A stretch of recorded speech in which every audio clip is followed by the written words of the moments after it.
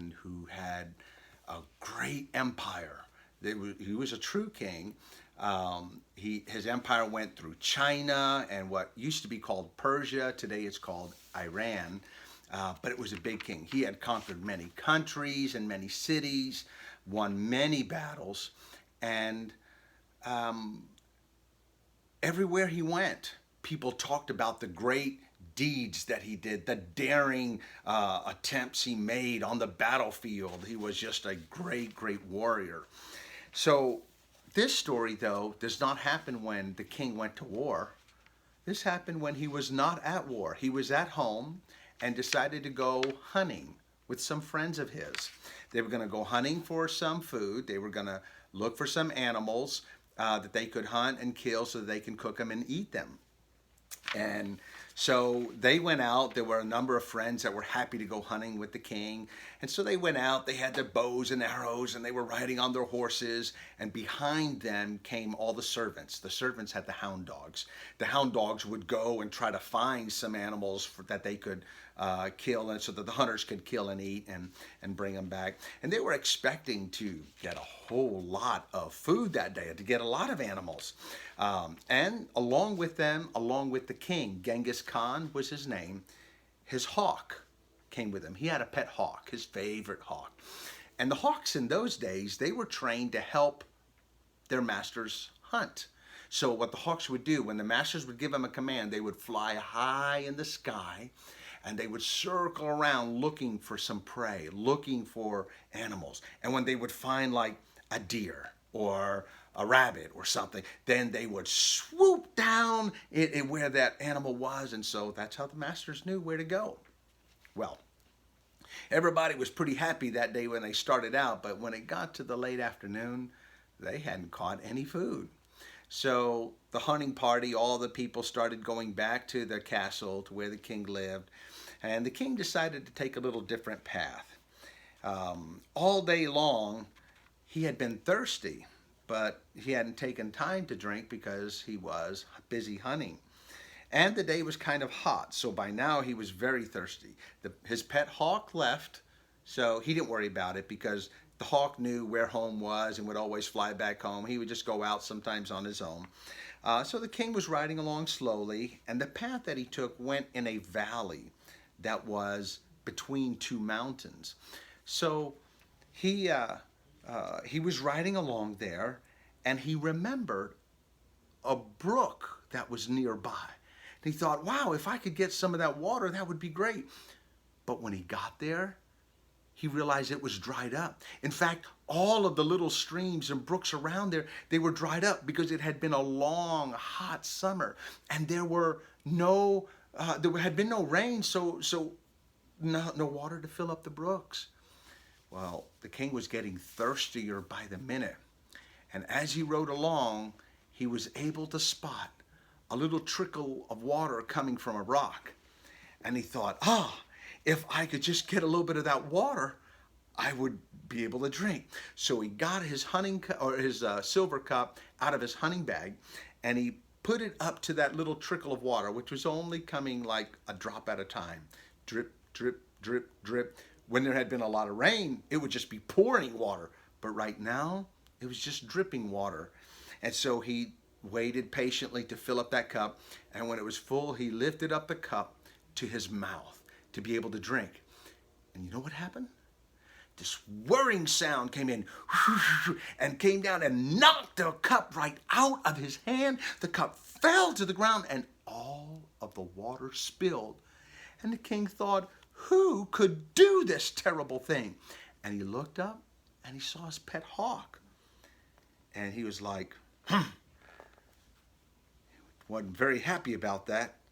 So he picked up his cup again and started picking up the drips of water that started falling off the rock and catching it in the cup.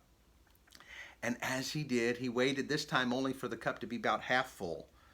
And then he lifted it up to his mouth, and again, the hawk comes in and swoops, boom, knocks the cup out of his hand, and all of the water spills on the ground. The king was beginning to get angry now. And so He tried again for the third time to get some water. And when he had about a half a cup, he began to lift it up to his mouth. And again, the hawk swooped in and knocked it from his hand. He was like, what is going on? He was getting very upset. He said, how dare you act that way?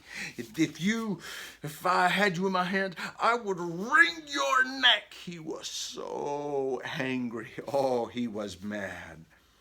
So he picked up his cup to fill it up again. But this time, instead of just having his cup, he also got his sword out of his side. And he told the hawk, Sir Hawk, this is the last time.